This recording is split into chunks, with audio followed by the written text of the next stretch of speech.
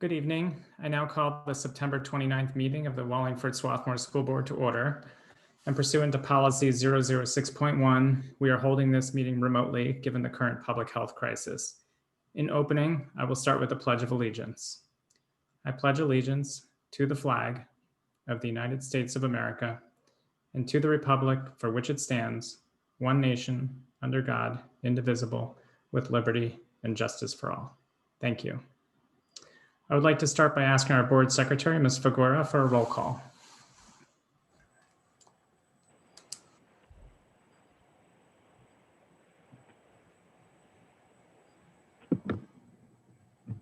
I apologize. Mr. Ballas? Here. Ms. Semino? Here. Dr. Downey? Here. Dr. Huff? Here. Mr. Cutis? Here. Mrs. Lentz? Here. Mrs. Walkman? Here. Dr. Grandy? Here. Mr. Berman? Here. Dr. Palmer? Here. Ms. Patel? Here. Dr. Grandy, we have 8 voting members present. All right, thank you, Ms. Figuera. We typically start with board announcements. I actually have no board announcements this evening, and so we'll move straight to the student representatives report. Ms. Patel. Thanks, Dr. Grandy. SRS is calling all bookworms. There are new monthly book clubs for students in grades 2 through 5. Participation will be via Sign Up Genius and limited to 15 students per club and available through both cohort and online academy. The first book club will be in October, featuring both an online and in-person activity. The SRS Home and School Association has been thinking a lot about how to fit in some fall fun during 2020 and keep the fall festival tradition alive. We are pleased to announce that the annual 4th grade pumpkin sale is happening, and we hope you will carve out some time for it. From now until October 11th, you can order your pumpkins from the SRS Pumpkin Fest shop. On Friday, October 16th from 3 to 6 p.m., ordered pumpkins will be available for pickup at SRS. The staff and faculty at NPE are excited for the return of students. A former NPE student and current Wallingford resident, Miss Alicia Gabe, has shared some of her talented artwork with the NPE community. Miss Gabe painted 3 separate windows at NPE with colorful images of students and the NPE logo. We thank her for her efforts in helping make our school an even more inviting place for our students as they return back to school. Tomorrow, NPE will host a brief walkthrough for new parents and kindergarten students. We look forward to welcoming our new students to their school. Small groups of visitors will be led through the main hallway, and kindergartners will have the opportunity to gain some more familiarity with their new home. Students in all 3 of the elementary schools in grade 3 to 5 are now eligible for instrumental music lessons. 3rd graders can choose string instruments, and 4th and 5th graders can now choose string or band instruments. For information on how to sign up, visit the WSSD Beginning Instrumental Music website to watch our recruitment video and register your student to participate. Registration ends Friday, October 2nd. At West, movie night is headed to the theater this year. Join your West friends at Arisafa Farms for a socially distant drive-in movie. This year's Kids Pick is Big Hero 6. The gates open at 6:30 p.m. and capacity is limited to 150 vehicles. Please bring any snacks and drinks your family may want, as popcorn will not be provided by the PTO this year due to COVID-19 precautions. At Strathaven Middle School until 3 p.m. yesterday, there was a yard sale organized by the Home and School Association. It was a successful event, and there were lots of great Haven items for sale, including sweatshirts, lanyards, masks, and more. Also, the Strathaven Middle School Home and School Association has a new website, complete with an online directory and the membership toolkit platform. The middle school administration encourages parents to please take a moment to review the site and create an account. At Strathaven High School over the summer, our Student and Staff Wellness Committee came together to prepare a response to a wide range of students' behavioral health needs. One of the key areas the committee focused on was embedding social and emotional learning, SEL, across the school community. To facilitate the social and emotional learning process, the high school and middle school will be presenting brief workshops and activities that focus on social emotional learning for all students throughout the entire school year. The first mandatory SEL workshop will take place for all students tomorrow on Wednesday, September 30th from 10 a.m. to 10:20 a.m.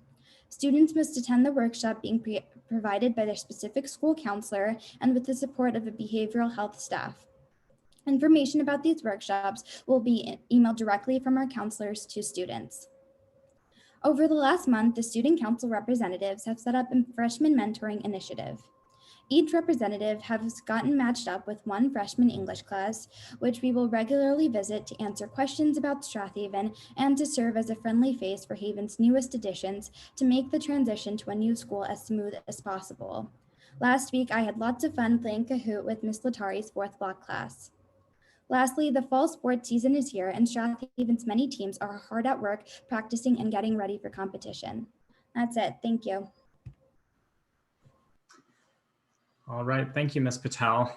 Again, as I said last week, it's exciting to hear those reports with fun activities resuming. And so it's great to hear about those activities. And I love the humor from the SRS report, but you didn't even crack a smile. Anyway, we move on to the superintendent's report. Dr. Palmer. Thank you, Dr. Grandy. I'd love to say they're back, but I can say that at this point, they're almost back, and we could not be more excited because on Thursday this week, October 1st, we will mark the return of our students K-2 for cohort B to join us. So all of our students in grade K-5 in cohort A will join us on Monday, October 5th. And then our secondary students will be joining us in cohorts in person starting on Monday, October 12th. So as we move to the students' phased in return of school, it's really vitally important that we all work together and pay attention to 4 very important areas. And I know you've heard me talk about it, our pandemic team talk about it, and Dr. Grandy talk about it, but I'm going to talk about it again. Those 4 areas are masking, social distancing, hygiene, and symptom monitoring. So on Friday, I sent an e-blast to our parents, guardians, and our staff, stressing the importance of these 4 areas. And I'd like to point out some points to just reiterate things this evening. Under the masking area, each of our students and staff members will be required to wear masks throughout the school day and while on the school bus. Masks must meet the following criteria. They should fit snugly but comfortably and not have gaps around the side of their mask. They should cover the nose and mouth and go under the chin, and they should be made of more than 1 layer of fabric.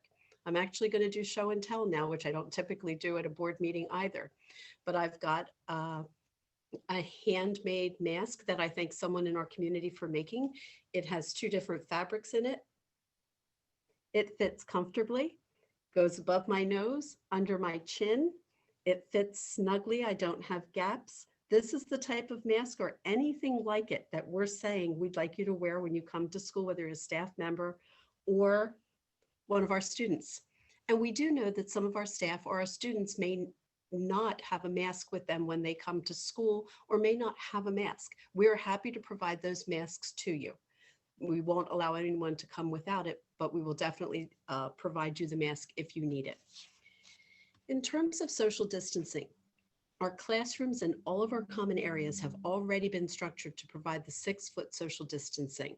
The desks have already been arranged to face in the same direction, and our schedules are already adjusted so that students will have less students in the hallway and they will stagger throughout the hallway. Our classroom activities have been redesigned to support this 6-foot physical distancing. Signs and decals are already in place throughout our buildings, reminding everyone of the need to keep appropriate distances. Seating for the lunches have already been arranged to ensure that students will be 6 feet apart and will also be facing in the same direction. And a word on transportation. Our transportation will include no more than 2 students per seat, and students will actually be assigned to a particular seat on the bus. In terms of hygiene, we have an absolutely abundant supply of hand sanitizer. It's available in our buildings and on our buses. Our students and staff will wash their hands and utilize the sanitizer throughout the day. and our classroom practices have been redesigned to limit sharing. If materials must be shared, we already have procedures in place to clean them prior to the next use. Symptom monitoring is new for us in terms of what we're doing, and we're almost at that final stage of rolling it out to our families. We're still configuring a few items, but I did write to you that we are going to be utilizing a web-based online symptom monitoring checklist for all of our families and staff. And we're going to ask you to complete it before coming to school. How we anticipate it working is that the night before, you will get a link from us, one for each child that you have, and we're going to ask you to complete it. And the link is going to be basically the COVID checklist. In the last 14 days, have you been in contact with an individual who's currently positive for COVID-19? Within the last 14 days, have you visited any of these areas that Pennsylvania recommends that you quarantine if you visited them? Are you experiencing any of these symptoms, ranging from loss of smell or taste? Do you have a cough? Do you have a fever? And then based on those responses to the checklist, you're going to receive a message. And the message is going to basically tell you you're clear to come to work or to school. You're okay to come to school or to work, but we're going to ask you to reach out to our nurse or to your own medical practitioner, because there might be one of the items that you answered falls into the symptom monitoring that would allow you to come back to school, but we want you to talk further with a medical professional. And then the third category would be you're not certified to come back to school or work based on the symptoms that you have or a potential exposure. All of the items may seem like we keep saying them over and over and over, and it is because we are saying them over and over. Because if we do all work together for masking, social distancing, hygiene, symptom monitoring, and most importantly, if anyone who is sick stays home, then collectively we have the best opportunity for keeping our children in school and our community healthy. So whenever you're seeing our notes and we are asking for that reinforcement with these particular areas, please do take a moment to share with your neighbors, share with everybody within earshot, share with your children. It is really important that we all work together because it is our collective effort that will allow us to keep our kids in school. And Dr. Grandy, that concludes my report, or should I say public service announcement tonight. All right, thank you, Dr. Palmer. And that takes us to audience recognition for response to items for action on the agenda. I'll mention that, again, this is time for comments for items on the agenda. Members of the public wishing to address the board have been and continue to be encouraged to call 610-892-3470 extension 1102 to leave the recorded comments for the board subject to a 3-minute time limit. Anything left prior to 5 o'clock today has been transcribed and made available to the board. Comments left after 5 o'clock, but prior to the end of the meeting will still be transcribed, distributed to the board, and made a part of the record, but will not be acknowledged during the meeting. Kelly, I don't believe we have any comments for items on the agenda, correct? That is correct. We have one comment for items not on the agenda today. Okay, so we'll return to that later in the agenda. So that takes us to the minutes. So our first items for action are the approval of the September 14th regular business meeting minutes and the September 21st special board meeting minutes. And I so move. Do we have a second? Second, Chapin Semino. Thank you, Chapin. Any discussion? Okay, Ms. Figueroa, can you please take a roll call vote? Mr. Ballas, Aye. Ms. Semino, Aye. Dr. Downey, Aye. Dr. Huff, Aye. Mr. Cudis, Aye. Mrs. Lentz, Aye. Mrs. Walkman, Aye. Dr. Grandy. Aye. Dr. Grandy, the motion passes 8-0. Thank you, Ms. Figueroa. So that takes us to personnel. We have 13 items for action in personnel. Are there any items on the list anyone on the board would like to separate from the rest?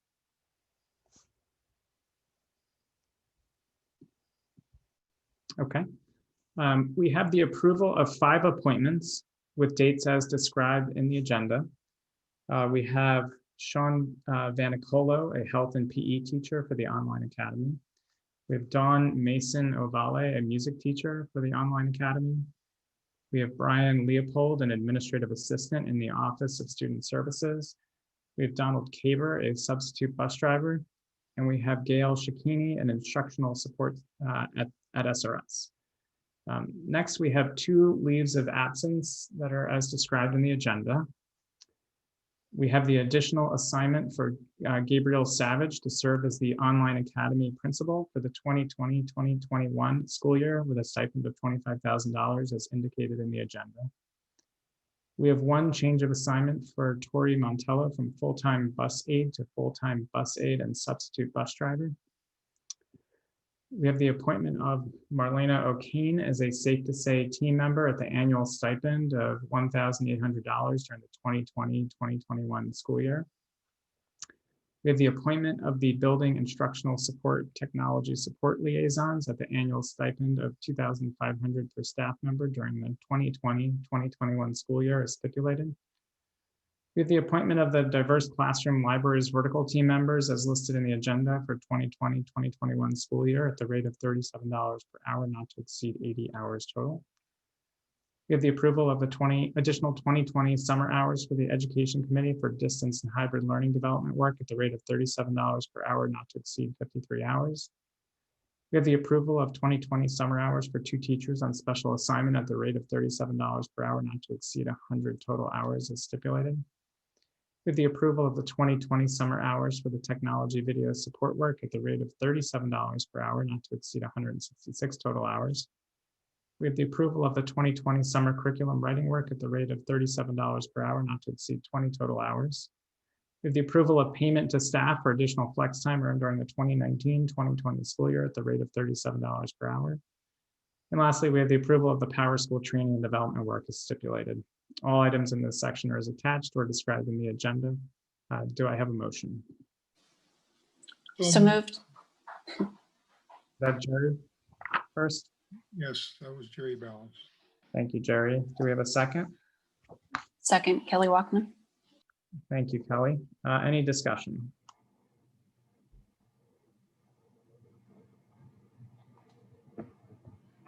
Okay, Ms. Fagora, can you please take a roll call vote? Ms. Semino, Aye. Dr. Downey, Aye. Dr. Huff, Aye.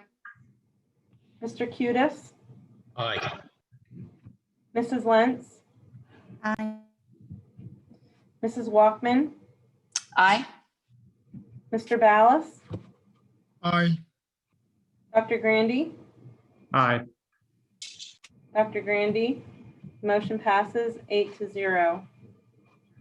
Thank you, Ms. Fagora.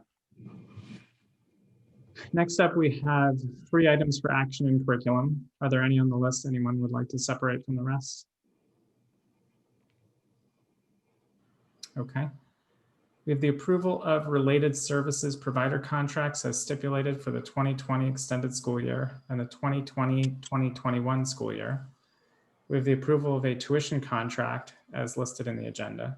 And we have the approval of an educational services agreement as listed in the agenda. Again, all items in this section are as attached or described in the agenda. Do I have a motion? So moved. So Was that Chapin? It was, but you can give it to Kelly. She's- All yours. Do we have a second? I will second Kelly Walkman. Thank you, Kelly. Any discussion?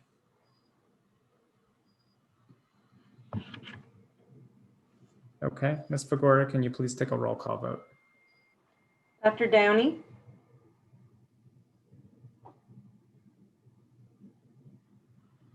Aye.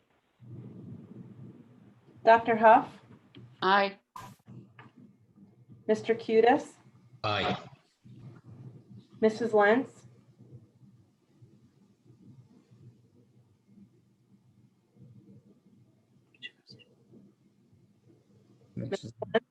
Aye, thanks. That's Sorry right. about- Mrs. Walkman, Aye.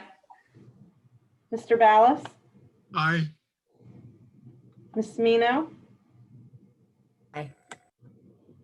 Dr. Grandy. Aye. Dr. Grandy, the curriculum items pass 8-0. All right, thank you, Ms. Fedora. So that takes us to finance. We have 6 items for approval in finance. Are there any on the list anyone would like separated from the rest? Okay.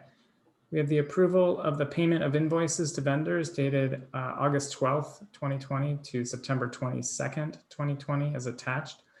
We have the acknowledgement of the receipt of the financial statements, as stipulated. We have the approval of the treasurer's report for July 2020. We have the approval of a maintenance agreement for the Strathaven High School chillers, cooling towers, and pumps with Willgrove Services for September 1st, 2020 to August 31st, 2021 as attached. We have the approval of the CARES Act funding agreement between the DCIU and Wallingford-Swarthmore School District as stipulated. And we have the approval of the agreement with T-Mobile USA for the addition of 40 hotspot devices and related services as attached. All of the items in this section are as attached or described in the agenda. Do I have a motion? So moved. Marilyn Huff. Thank you, Marilyn. Do we have a second? Second, Larry Cutis. Thank you, Larry. Any discussion?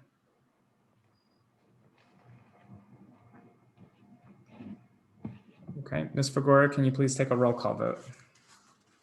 Dr. Huff, Aye. Mr. Cutis, Aye. Mrs. Lentz, Aye. Mrs. Walkman, Aye. Mr. Ballas, Aye. Ms. Smino, Aye. Dr. Downey, Aye. Dr. Grandy. Aye. The finance motions pass 8-0. All right, thank you, Ms. Fagora. So next we move on to our section on the agenda to filling the vacancy from Region 2 on the school board. We will start this evening with candidate introductions, and we have 4 candidates for the position. The format will be that each candidate can take approximately 3 minutes to introduce themselves and any relevant comments they wish to make related to their interests and qualifications for the position. And following their comments, if board members wish to ask questions, we can entertain questions at that time. We'll take questions if people, again, want to ask questions after each candidate as opposed to all at the end. And then following that process, we will take a vote to fill the position. And before we start with the candidates, I do want to just say that we have 4 candidates that have stepped forward, and I'm grateful to all 4 for volunteering their services to our district and our community, particularly during this period, which I guess I'll call intense activity for the district. And it's really gratifying to see residents volunteer to support the district. And so again, I want to say to all 4, convey a sense of deep appreciation from myself for putting your foot forward to volunteer for the district.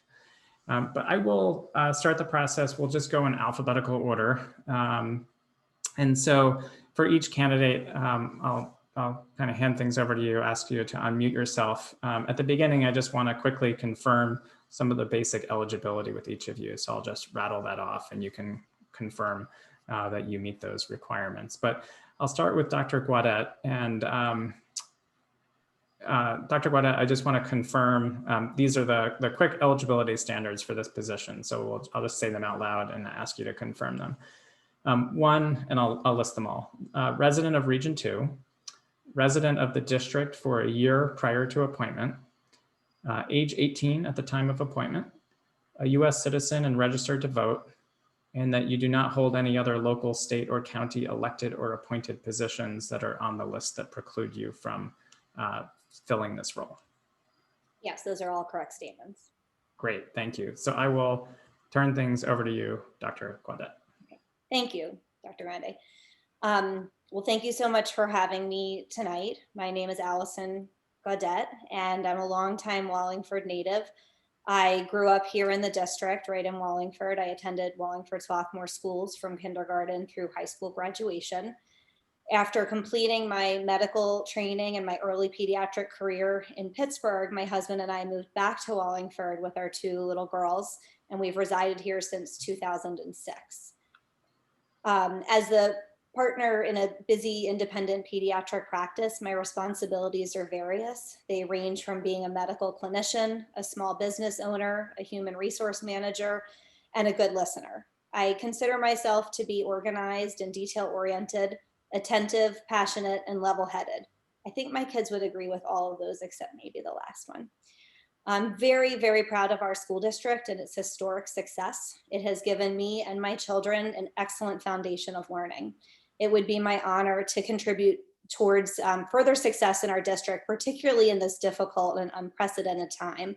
I believe it's more important than ever that we carefully develop and implement effective plans that both optimize the learning and the well-being of our students and our teachers. I feel with my experience as a community member, a mom of 2 now teenagers, and a physician, that I can serve the board, the school district, the students, and our community very well, starting right now and for the duration of the vacant term. Thank you for your consideration. Great, thank you, Dr. Guadet. I'll ask board members if you have any questions you want to ask. I know some of you may have spoken with candidates directly, so you may not have questions right now, but I'll open that up. Chapin. Thanks. I didn't get a chance to speak to anyone directly, so I have the same 2 questions for everybody, which are related. And they are, what keeps you up at night, if anything, about the schools? And what do you see as the role of a school board member on this issue? I think what keeps me up at night the most regarding the schools and our children is how do you reconcile this incredibly difficult situation where we are watching our children's learning be decreased in terms of the amount of didactic time and moments, but we also want them to be safe.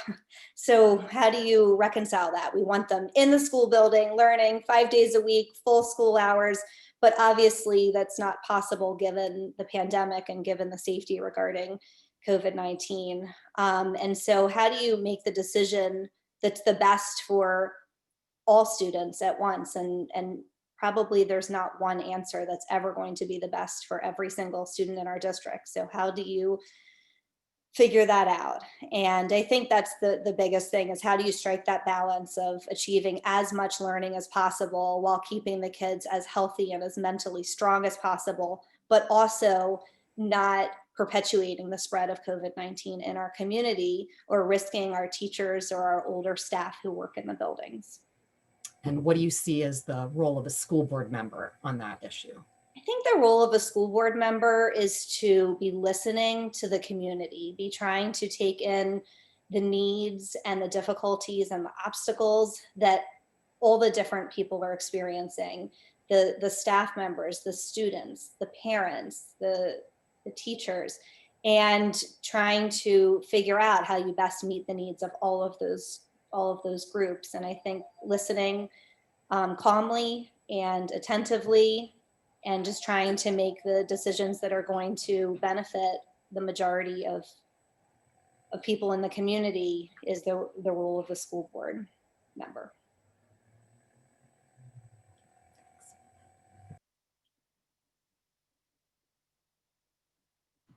Sorry, I was muted. Thank you. Any other questions? All right, thank you, Dr. Guadet. We'll move on to Ms. Knoll.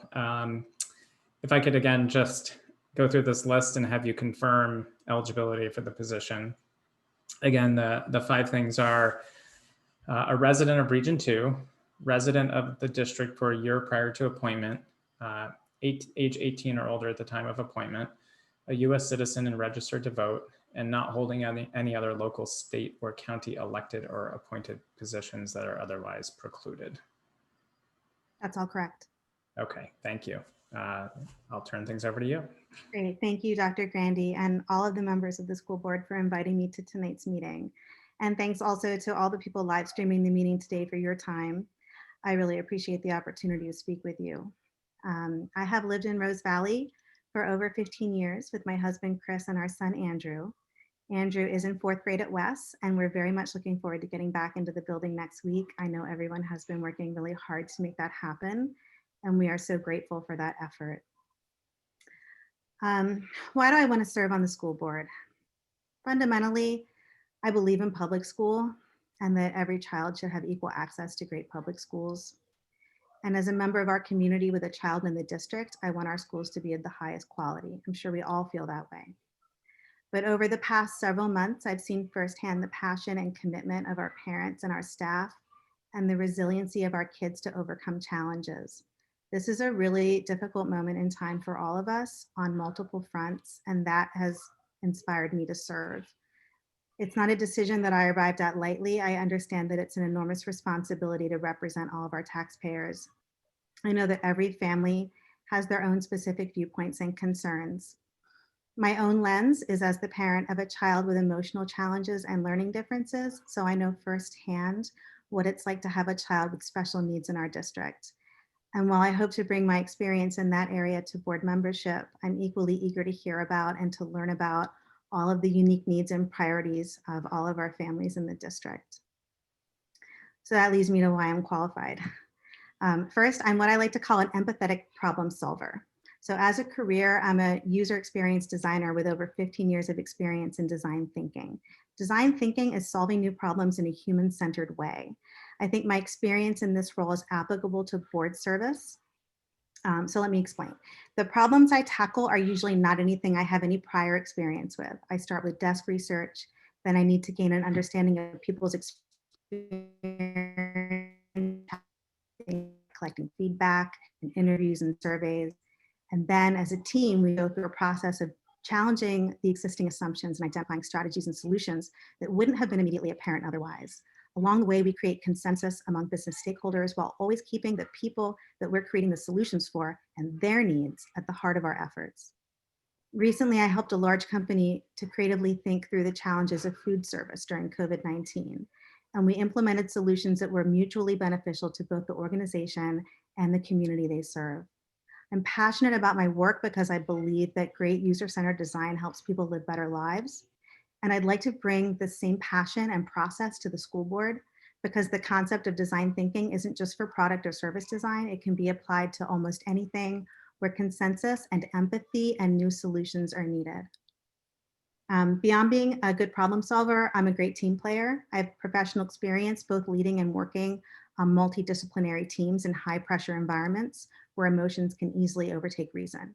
I've been told by people on those teams that I have a very calm and level head that helps teams to think clearly and work together when things get difficult. And then I'm good at helping a group of people with a variety of opinions and perspectives to reach a common goal. And I've also been told that I have excellent communication skills, and I'm hoping that that's coming through tonight. And finally, I'm a really hard worker.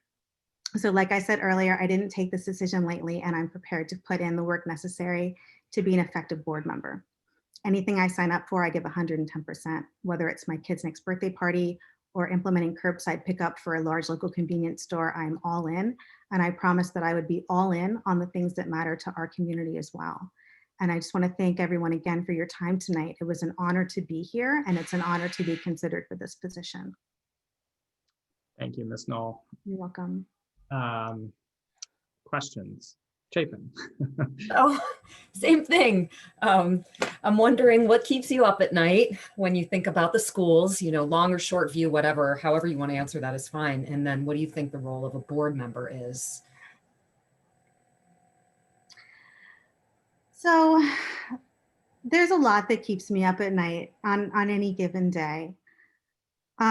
Lately, I'm reminded of an email that came from Superintendent Palmer earlier today regarding some hate speech that was happening on Zooms in the classroom.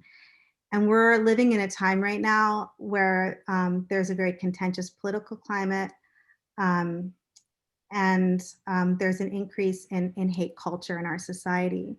And the idea that it might be creeping into our schools, that really breaks my heart. I think that's an issue that is a hard one to solve. And how would I view my role as a board member? Well, I go back to my experience in design thinking. I think what it really takes is to engage the members of our community, get their feedback, really understand what they're going through, what their lives are like, and then come together as a team and workshop. Think outside the box. My child's interrupting me. And try to get to those solutions and things we can implement that might not have been apparent, if we hadn't followed the process of design thinking. So that would be what I would think I could bring as a board member. Great, thank you. Any other questions? All right, thank you, Ms. Knoll. You're welcome. All right, so that takes us to Mr. Spangler. So Mr. Spangler, just again, the routine eligibility questions, if you don't mind me reading them off again. I just need to confirm that you are a resident of Region 2, a resident of the district for a year prior to appointment, 18 or older at the time of appointment, a U.S. citizen and registered to vote, and that you do not hold any other local, state, or county elected or appointed positions that you are precluded from holding in this position. Yes to all of that. Okay, thank you. The floor is yours. All right, well, good evening, everybody. My name is Andrew Spangler, and I would like to serve our school district as a member of the school board of directors representing Region 2. All of you on the current school board, fellow candidates, and myself have two things in common. The first is our desire to provide an exceptional education and learning experience for the kids of our community. And the second is our willingness to work diligently to ensure that that goal is accomplished. I want to personally thank all of you because I myself was a beneficiary of education here from first grade at SRS all the way to graduation at Strathaven High School. Now, obviously, I'm not your typical candidate for a school board member. I'm a recent graduate of our school district and a student at the University of Pennsylvania. But beyond that, I am a dedicated member of our community with a track record of leadership, commitment to service, and a strong dedication to improving our school system. We need to come together as a community, not only to address the disruption from current events, but to establish a path for a new normal in learning and teaching at WSSD from multiple dimensions. However, establishing something new cannot be done without innovative thinking, diverse experiences, and unique perspectives. This school board is fortunate to have such an enviable list of qualified board members with backgrounds in education, medicine, business, and law. And I can add to this as someone who truly understands the student experience in our schools and as someone who has worked collaboratively with administrators and faculty on education throughout all of our school district levels and at the university level as well. There are three main areas where my perspective can help our board move our school district forward. The first being that I can bring new ideas to better the student learning experience. As a member of the Wharton Dean's Undergraduate Advisory Board at the University of Pennsylvania, I work with administrators, faculty, and students to evaluate curriculum, technology, and online engagement. And last year, as a part of a team, I wrote a white paper on best practices for online learning that was distributed university-wide as a resource for faculty to use as we transitioned in the face of COVID-19. With this knowledge combined with my understanding of how students in our schools learn, I can share insights and work to ensure that we maintain a high level of engagement for students and teachers and the community throughout this pandemic and beyond. The second is in fiscal responsibility, which is especially important now. Board decisions must provide strong impact using limited resources. Having gone through our schools as a student, I noticed some investments that did not seem to maximize student engagement, such as the installation of expensive smartboards in classrooms where many teachers chose to use basic dry erase markers instead. Now, I do understand that a lot of thought are put into these types of decisions, but as a board member, I would be able to bring forward what I've seen and also evaluate the issues from all perspectives before making a final decision. The third is in WSSD's efforts to strengthen diversity, equity, and inclusion across the student experience and in our community. This year, WSSD schools have taken significant steps to promote greater awareness of learning of issues related to race and identity. my personal experience as an Asian American student, combined with my work on initiatives to improve diversity, equity, and inclusion in Wharton's student leadership, can further support the work currently underway by the board's committee and in our schools today. There's no singular preparation to becoming a school board member, but I believe that the first step is communicating with our community. In considering this position, I have met with current and former school board members, community leaders, teachers, students, and based on all of those conversations, I understand the commitment and the dedication required, and I am more than willing to give it because I care deeply about our school district and want future students to have as incredible of an experience as I did. Adding new diverse skill sets and perspectives to a board sparks new ideas and promotes opportunities and allows us to see what students can accomplish in our schools today. As a board member, I will bring that unique perspective and can help our board point our school district straight towards progress and success. I want to be a steward in this process, collaborating with and working as an integral part of the WSSD school board. So I'm honored to be here tonight, and I really do thank you all for your consideration. All right, thank you, Mr. Spangler. I'm just gonna go right to Chapin. All right, here we go. What keeps you up at night, if anything, Mr. Spangler, about our schools? And what's the role of a school board member? Yeah, absolutely. I've been thinking a lot, and over the summer, over the past couple of years, when I looked at our school district, and especially at this point right now, our community is not together. Our community is divided, and so much research shows, I've done research on this as a university student, that community plays such a big role in what our student experience is at the schools. So the first step for me would be looking at the problems that are evaluating them in our community, but also looking at how they tie back to the student experience. Because in COVID-19 right now, people have lost their jobs. There's a reckoning on race and identity in our country. And there's so many other things happening in families for students today that the school board can't possibly understand. So as a school board member, what I believe my role will be, and I think as a collective action as a board and the school district itself, the first step really is to start listening to community members by going out, talking to people, meeting with people, scheduling meetings, but also doing research and looking at what things are brought into the school, collecting data. One of the things that I've been very involved with at Penn is collecting data from the entire student body to inform decisions for the administration. I believe that's essential for the school board to do to make the right choices going forward. Any other questions? All right, thank you, Mr. Spangler. Thank you very much. So that takes us to our fourth candidate and last candidate, Mr. Sullivan. So Mr. Sullivan, again, sorry, my mundane questions. Just to confirm, you're a resident of Region 2, resident of the district for a year prior to appointment, age 18 or older at the time of appointment, a US citizen and registered to vote, and that you do not hold any other local, state, or county elected or appointed positions that you are precluded from holding while serving on the school board. Those are all correct. All right, thank you, Mr. Sullivan. The floor is yours. Thank you. I first wanted to thank the board for inviting me. I'm honored to be considered for this role, and it's really an honor to be on the Zoom tonight to give you a chance to ask me questions and for me to introduce myself. I also want to thank the other candidates, the other volunteers for this role. I don't know Mr. Spangler, but he's certainly impressive and passionate. Andrea lives about 100 yards up the hill from me here, one of my neighbors, and Dr. Gaudet is our pediatrician. So, I literally trust my kids' lives in her hands. So thank you all for volunteering. My interest in the board really stems from my kids and my life here in the district. I have 3 kids all in the district. I have a 9th grader, a 7th grader, as well as a 4th grader at MPE. And I've seen the amazing education that they've all gotten.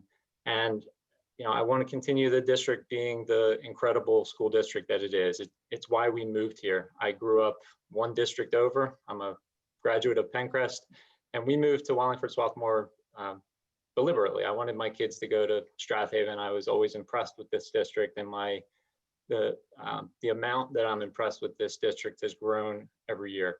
It's the reason that people move here, and I want to make sure that it stays that way.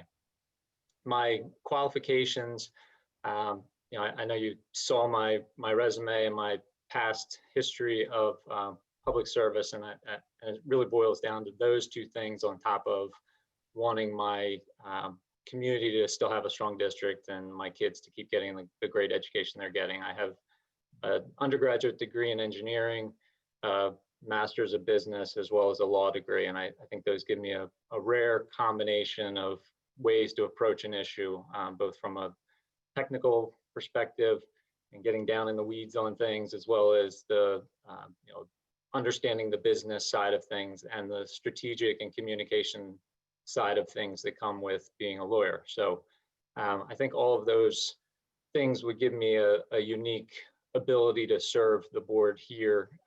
And as I mentioned, I was a commissioner in Nether Providence for over 12 years. So I understand how to work on boards and want to keep serving the community.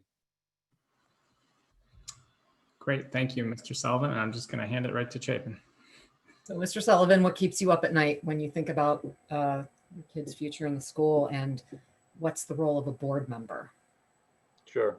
And my answer to those are pretty similar to Dr. Gaudet's. My primary stressor right now at night relating to the schools is COVID-19 and its safety, and it's making sure not just that our kids are safe, but that the staff and the teachers in the schools are safe, as well as the rest of the community. It's all tied together. We send the kids back, and there's increased risk with that, not just to them, but to everybody that they interact with. But that all then gets balanced against the need to provide them the best education we can. So, if it was simply a matter of safety, we would keep the kids home.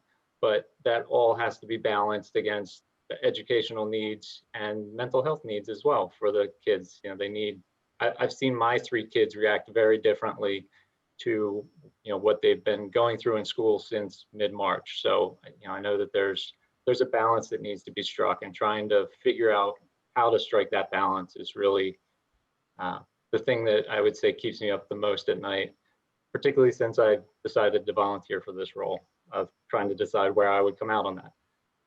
In terms of the role of a board member, I think my past experience gives me the perspective that I think my role, for one, is to serve Region 2. So it's to listen to my constituency and take their concerns into mind when we're approaching issues on the board and convey their concerns to the rest of the board. But primarily then, I think our role as board members is to make sure that the district and the staff and the students have the resources they need. So, budgeting and making sure that our district staff and students are equipped to have what they need is a primary role of a board member, along with policies and strategic thinking. So making sure that we have the right policies in place and that we're thinking down the road, not just being reactionary, but being proactive, are primary roles of a board member. And lastly, I would say it's oversight. We have a great administration in place, and we just need to make sure that they get the oversight and direction that they need to keep the district moving in the right direction and keep succeeding. You're definitely right. We are an oversight board, which is why I'm asking the question specifically about, I meant, what's the board member's role as to the issue that keeps you up at night? So, as to COVID, we all imagine that we could solve the problem if only it were ours to solve. But of course, we're an oversight board. Right. So I'm specifically looking for your answer to that question.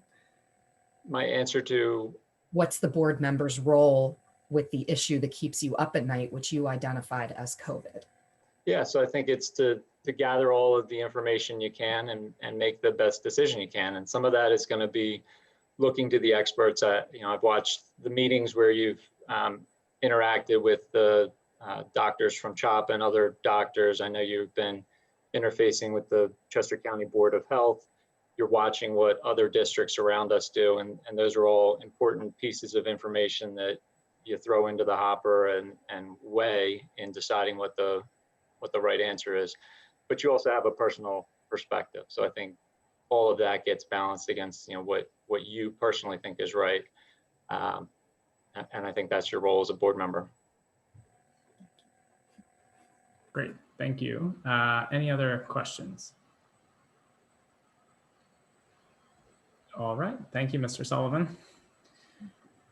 So again, we'll move on to voting, but again, I just want to pause and thank again all four of you. This is a fantastic district. I think the four of you coming forward, the quality of candidates coming forward who are willing to volunteer, I just think speaks to some of the tremendous assets we have in our community. And so again, we have to make a decision today. But you've made it a hard decision. Let me assure you of that. That does take us to a point where we do ask our board members to cast a vote.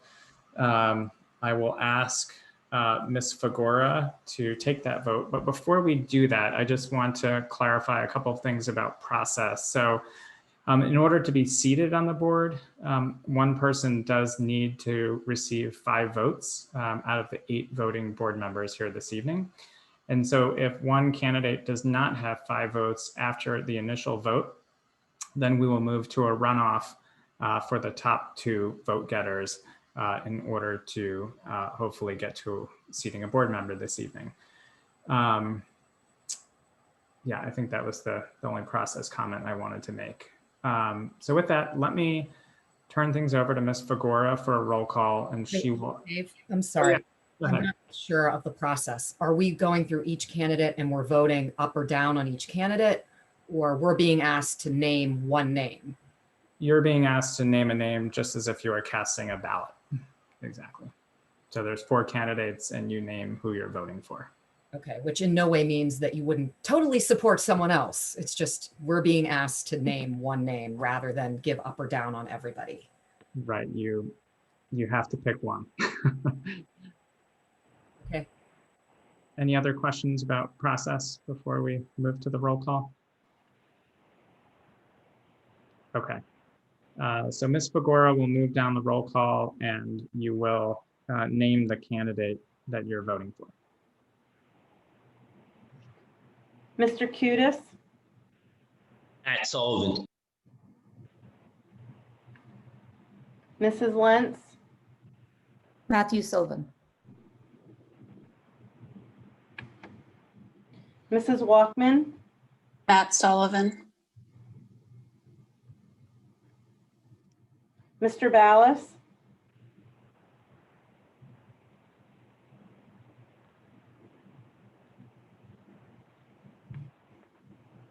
Sure, you're muted. Sorry. Allison Gadet.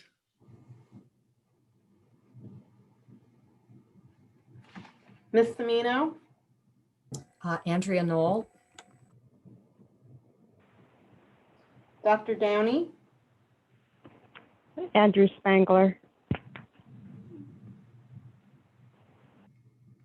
Dr. Huff, Matthew Sullivan.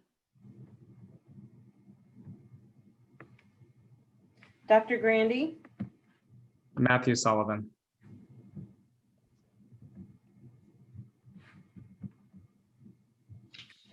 Mr. Sullivan has received 5 votes. Dr. Gaudette, 1 vote. Ms. Knoll, 1 vote. And Mr. Spangler, 1 vote. All right. Congratulations, Mr. Sullivan, to your appointment. And again, my deep gratitude to all the other candidates. And we certainly hope to engage you in many other ways in the district. So thank you very much. All right, so that takes us to audience recognition for response to topics not on the agenda this evening. As I stated earlier, members of the public wishing to address the board have been and continue to be encouraged to call 610-892-3470, extension 1102, to leave their recorded comments for the board, subject to a 3-minute time limit. Comments left prior to 5 o'clock today have been transcribed and made available to the board. We will acknowledge them at the appropriate time, which is now. Those comments left after 5 o'clock, but prior to the end of the meeting, will still be transcribed, distributed to the board, and made a part of the record, but will not be acknowledged during the meeting. And Ms. Walkman, I believe we have 1 comment. We do. And It disappeared from my screen as I was getting ready. Hold on for one, if you wouldn't mind, just 1 second. I think here it is. Okay, one moment. Okay, this is from Joe Walkman of Osborne Lane in Wallingford, Pennsylvania. And yes, this is from my son. I'm addressing the board today on the topic of the mask break policy, which troubles my peers and me. The policy states that students would be permitted to take their masks off for periods, quote, not longer than 5 to 7 minutes, and must occur when students are in their seats or outside and at least 6 feet apart, end quote.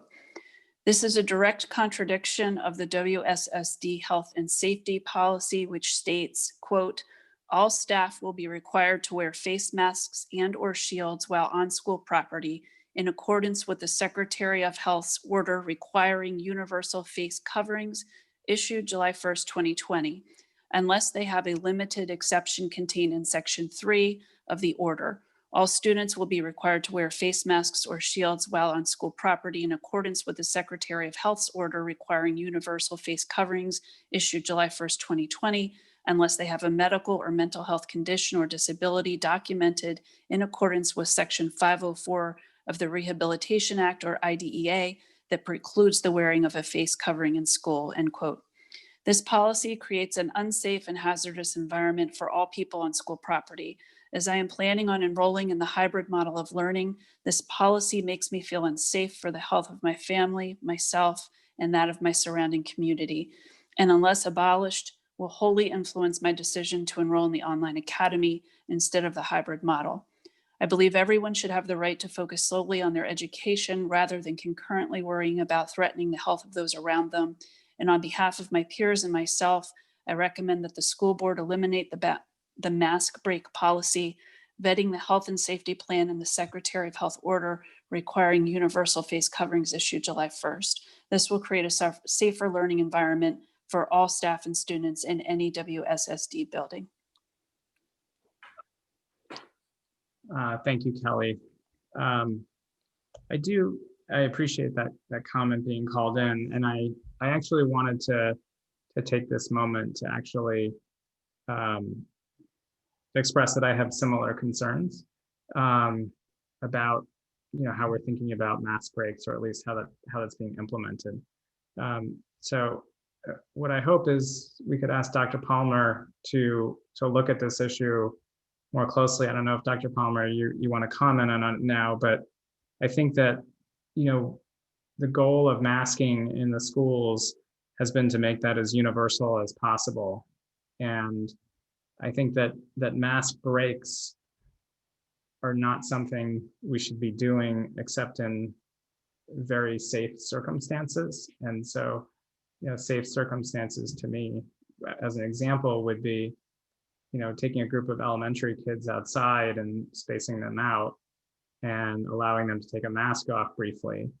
The idea that having a whole classroom removing their masks for a significant period of time is not something I'm eager to see. If there, I know there will be circumstances where a mask break might be necessary for some reason, but I don't think it's something that we should be making a part of standard practice in how we implement masking policies in the school. So I appreciate the comment, and Dr. Palmer, I don't know if you want to comment on it as well. I do want to briefly comment on it, and I appreciate your bringing the item for us, and I'll take it back to the team so we can firm it up. But one of the things that we are looking at when we think of a mask break is that it would be an individual child's mask break as opposed to an entire class mask break. But because we are getting the questions, I think we need to firm up more carefully, what does it mean? Because I wouldn't want parents to think it means one thing and it really does mean something else. So let us take it back to the team and we can communicate to our parents and to our students so they can make an informed choice what they would like to do, and they could understand how safely they'll be able to do it. Great. I would definitely appreciate that, because I think it's very hard to have these sort of loose rules and exceptions and have them be not turn into a situation where people are ending up with masks on for more than they need to, and I would much rather start the school year maximizing everything we can around safety. And then if we determine that we need to create some very narrow situations of mask breaks and have a safe way to do that, I'd rather have that approach than starting the school year with a unclear message, I think, around masking. So thank you for that. Okay. Before we move on to the next item on the agenda, I just want to let the candidates know you're welcome to stay on. You don't have to stay on, but you're welcome to drop off now if you want, either way. So that takes us to school board reports. And this is a time for reports from board members serving on district subcommittees or out of district roles. Do we have any board members wishing to make a report this evening?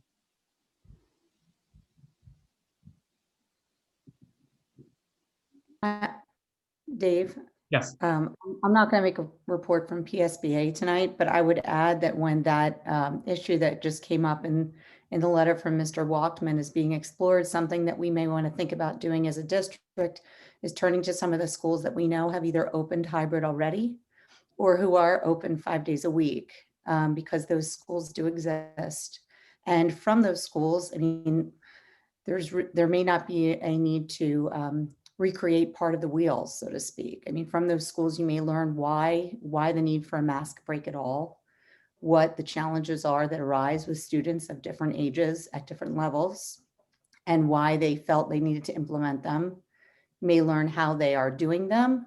I know that in some sense, it may seem productive to do an individual mask break. In other senses, it may seem more productive to do a 5-minute, very quiet, distracted type of a mask break rather than have an ongoing. I don't have the answers to this, but what I will say is that before sort of setting up our own sort of in a vacuum research on this, there are other schools that are open that may be able to weigh in that I know we have friendly relationships with that could probably fill in some of the gaps for us, and then we could make our own individual decision from there. That would probably be another really helpful direction to go in. Sure. I don't have a report from PSBA for the board at this time. Thank you. Okay, thank you. And sounds like there's no other reports unless somebody chimes in right now. Okay. Do we have any old business? Dr. Hoff, did I see your hand? Yes, you did. I just want to raise attention to the fact that the transition to bringing our elementary students and then the rest of the students back in the hybrid mode over the coming weeks is getting a lot of attention right now, and rightly so. But I do want to remind everyone that 25 to 30% of the students in the district have chosen the online academy, and we need to make sure that their education is also getting sufficient attention.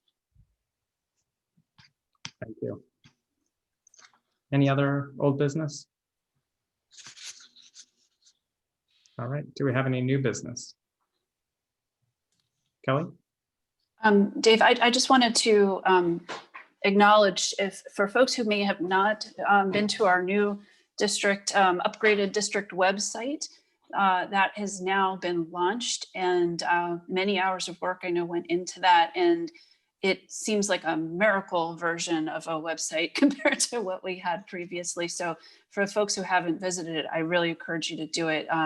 Much easier to find things, much more user-friendly. I know that there's still some work going on behind the scenes to make it even better, but I wanted to acknowledge it and thank Deirdre Abramson, who I know spent many, many hours updating that as well.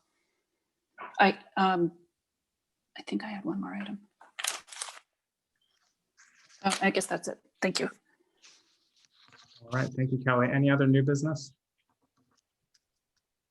Welcome to our new board member. Yeah. Welcome. And Thank you. it's a question for our solicitor. What happens next with seating Mr. Sullivan? He and I actually have just exchanged messages where he is going to get himself, he's going to have the oath administered to him probably by making arrangements with Ms. Q, who is a notary at the district. and has access to the appropriate forms for this. And then once he has done that, he will be seated. He's already been appointed by the board. The only thing lacking is his oath. Okay, thank you, Mr. Berman. And I already have the form ready. I'll reach out to you tomorrow. All right, I believe that's all we have. So with that, thank you to everyone, and this meeting is adjourned. Thank you.